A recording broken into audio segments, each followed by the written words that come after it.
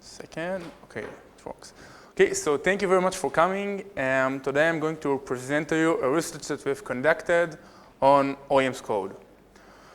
So the agenda for today, first we'll talk about OEMs in general, their position in the Android ecosystem, how they affect our devices, and the differences between the OEMs. Then we will analyze two different zero-day vulnerabilities that we found in OEM code. And finally, we will give out conclusions and see how we go further from here. So just a little bit about myself. My name is Donenfeld. I've been a security researcher for years, both in the mobile and in the PC field. I've mainly done vulnerability assessment and exploitation. Currently, I work at Checkpoint Software Technologies as a security researcher for Android. In my free time, I also study German. So let's talk about our devices. What do we actually get when we buy a new Android device? So first we have the Linux kernel with a few modifications for Android, like the binder, wake locks, power management modifications. Then we have the Android project, abbreviated AOSP, Android Open Source Project, which is maintained by Google and can be viewed by anyone. It contains frameworks to expand the Android functionality on our devices and essential user mode code for the operating system. Next, we have the chipset code, which brings both kernel drivers for the hardware, like drivers for the camera or for the GPU, but also user mode code for communication with the hardware. Next, we have the OEMs, which bring unique customizations into our devices. These unique features come both in the form of hardware modifications, such as edge screen in new Samsung Androids or the power bottom on the back of LG devices, but also in the form of software modifications, such as differences between the UI or different pre-built applications. Now, it's important to mention that some devices share the same feature with different implementations.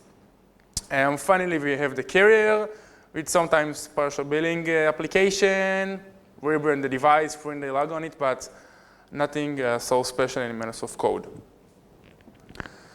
Okay, so the market share in the United States is fragmented unequally. There are a few large OEMs which share the marketplace among themselves. So it's enough to find a vulnerability in a major OEM to affect a large portion of the market. Now, over the years, OEMs were known to have a low standard of security, and therefore their code was audited in search of new vulnerabilities.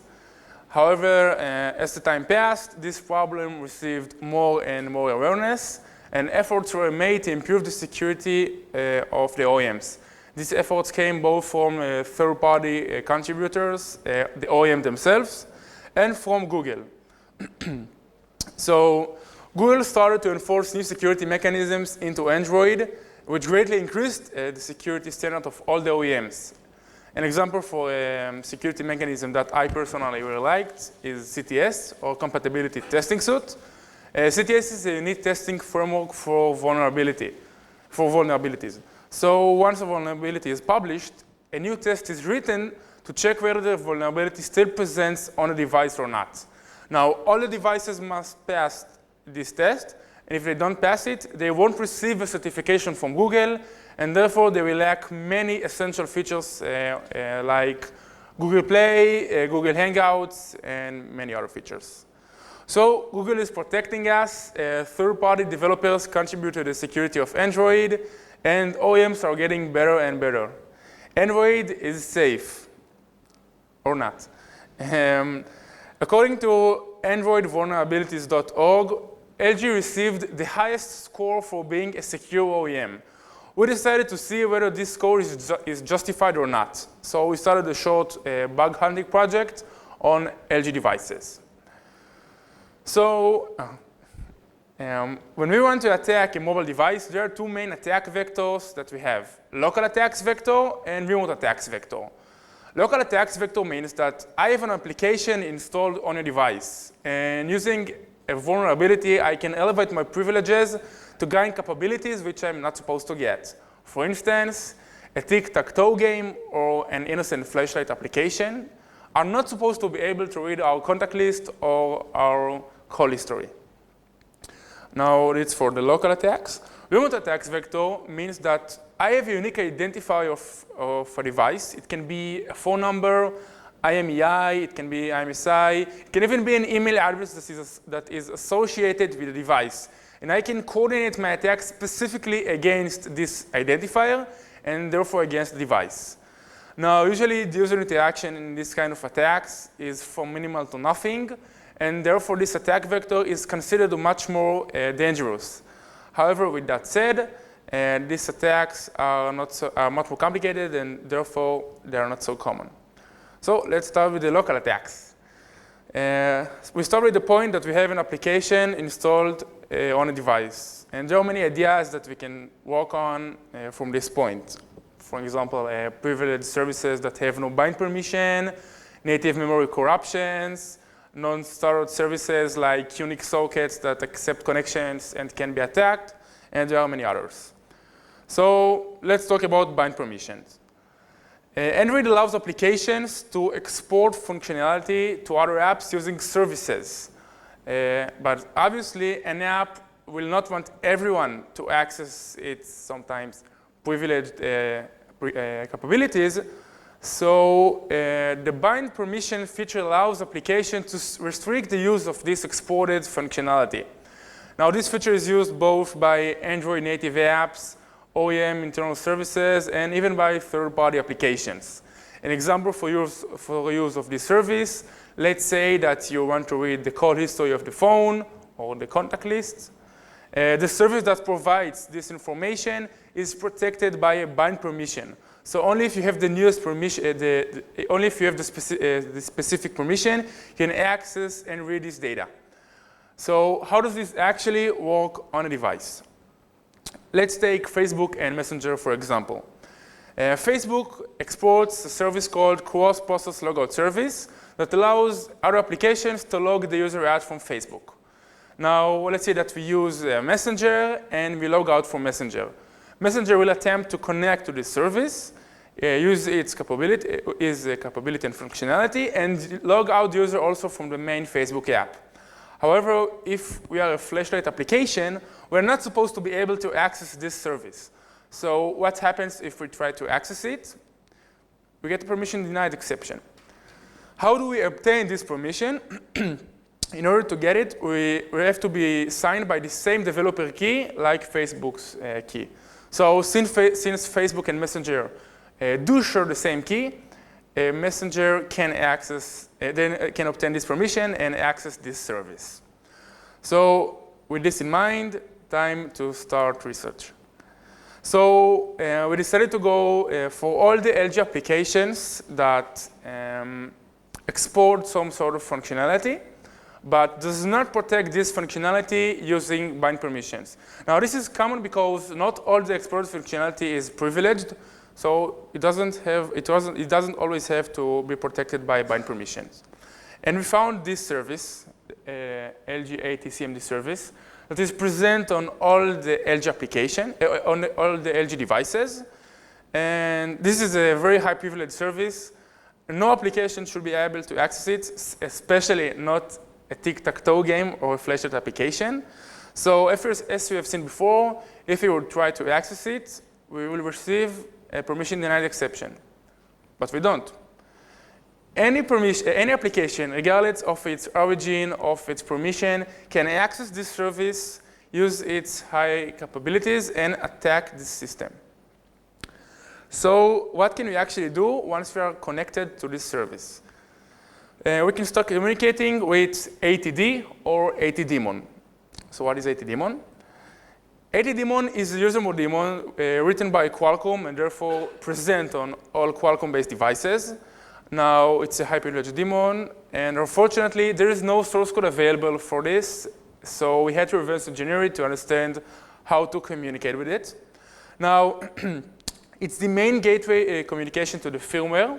We're talking mainly about the network, so Wi-Fi, Bluetooth, GSM modem, but also to something called Mini OS, which is an internal interface to test the device. And the most important thing about it, it receives commands from LG ATCMD service, which we are connected to, thanks to the missing bind permission. So what can we actually do once you're connected to this daemon? We can read private identifiers like IMEI, serial number, and etc. And it can help us coordinate our attacks against the device. We can also overwrite these private identifiers, which are supposed to be read-only. We can reboot the device without any prompt or notification. Therefore, we can prevent the user from doing stuff we don't want him to do, like deleting us. We can switch between the different USB modes, and therefore we can prevent, for example, communication with the computer, so we can prevent backups or a firmware upgrade using the USB. And we can even go more offensive.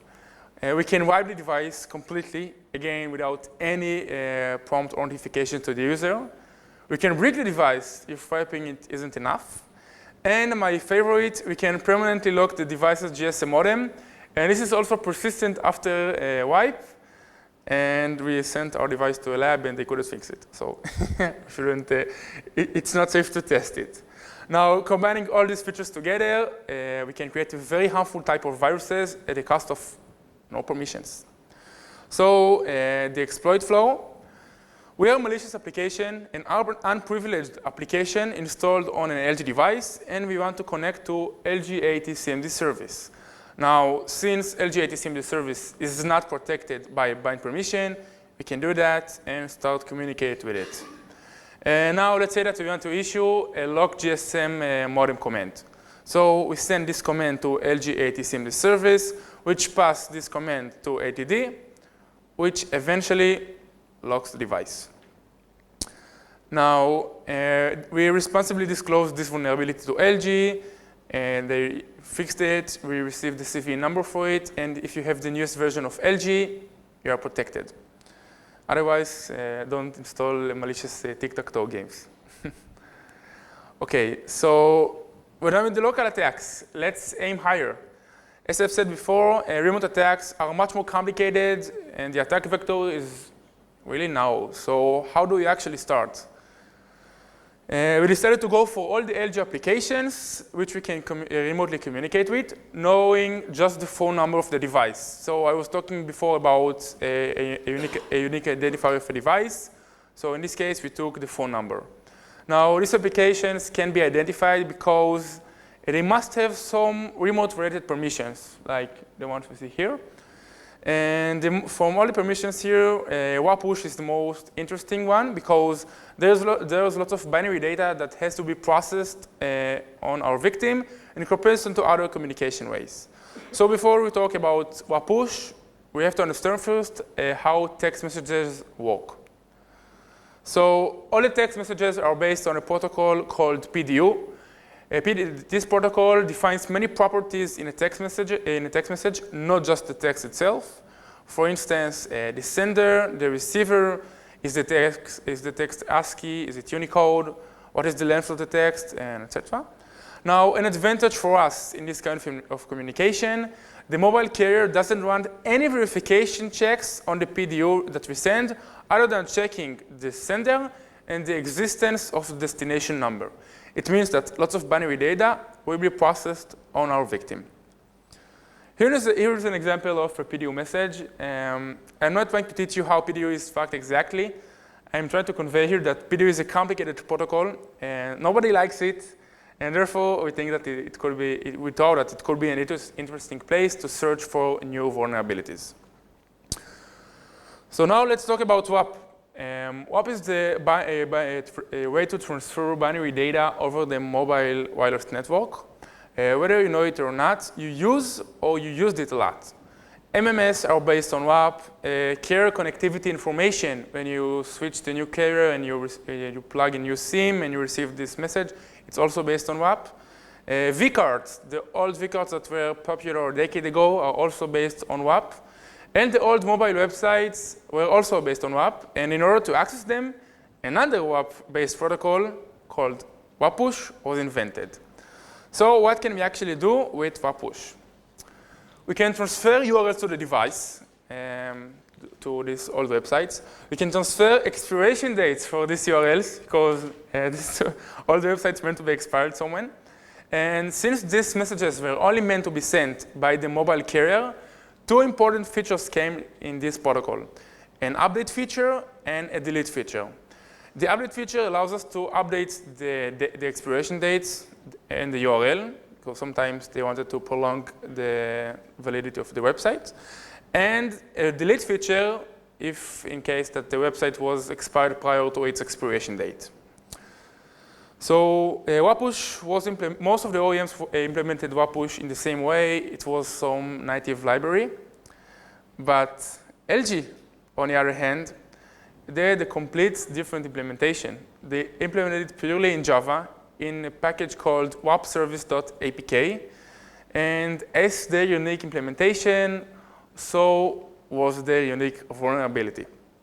So let's examine the code in wapservice.apk that processes this message and handles it.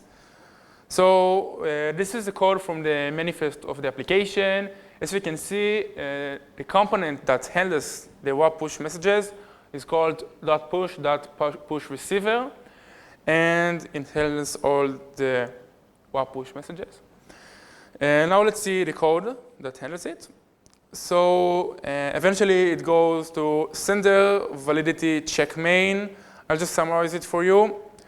We get to two main different functions: process SI message and process SL message. Both are sub-implementation or implementations of the WAPush protocol, and they contain the same vulnerability. So I'm going to show you the vulnerable code now and give you a few seconds to see if you can find it yourself. The vulnerable code is both in the update and in the delete features. This is the delete feature, the implementation, and this is the update implementation. Take like 15 seconds to see if you can find it yourself.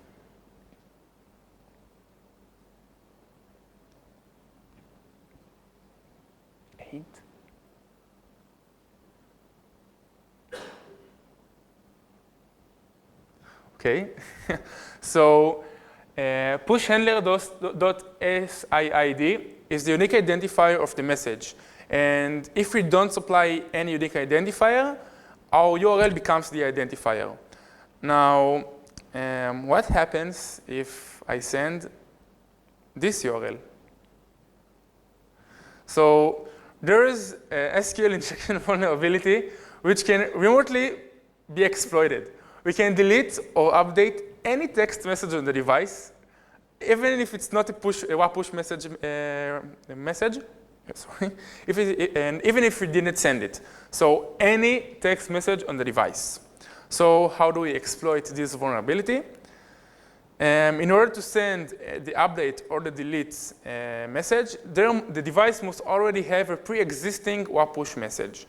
Now, we don't want to take any risk, so we will first send a normal WAPush message. Now we're sure that there is a WAPush message on the device, so we can send our malicious update or delete message against any existing normal message. So we do that, and then we update or delete any content that we want. Now, we responsibly also disclose this vulnerability to LG. We received the CV number for it. They fixed it, and unless you have the newest version of LG, I can start deleting your text messages right now. So let's see a demo of the exploit. Now we're going to see the delete primitive. So on the right, we have the victim.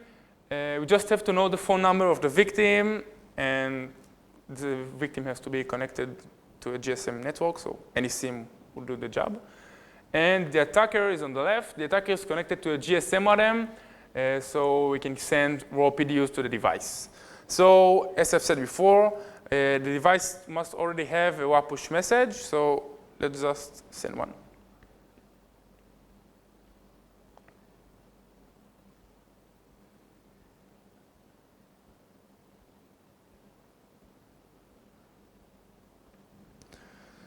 Okay, so from this point on, we can start exploiting the vulnerability immediately. but just out of curiosity, let's see how the message looks when we read it.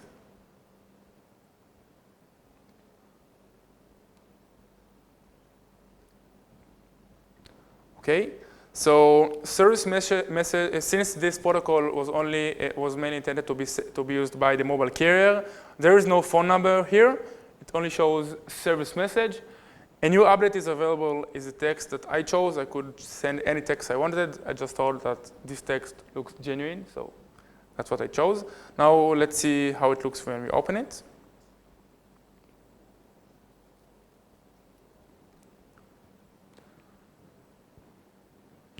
So obviously, you won't receive a phone update from mitre.org. Again, I can choose the URL. And now, once we know that there is a WAP push message on the device, let's start deleting some messages.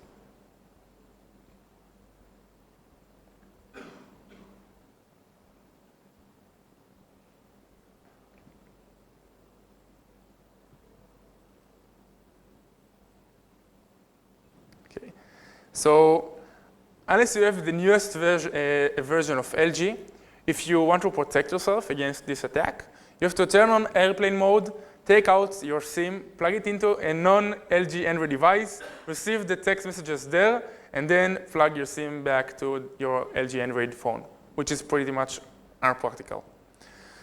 Now, using this vulnerability, there are lots of malicious activities that we can do. For example, let's say that I hacked your bank account and I change your password. So I can just delete this "your bank account password has been changed" message that you usually receive. And we can even aim higher and use it for a remote ransomware. So let's say that I delete all your text messages and then I send you a new one. If you want your text back, pay me. Otherwise, I will wipe your entire device. I didn't try it, but it might work. Sorry. I didn't try it, but it might work. And updating the inbox text messages is also very powerful. It is possible to craft sophisticated phishing attacks. For instance, let's say that your bank sends you a text message with a link to download their application. I can just modify this text to look like this.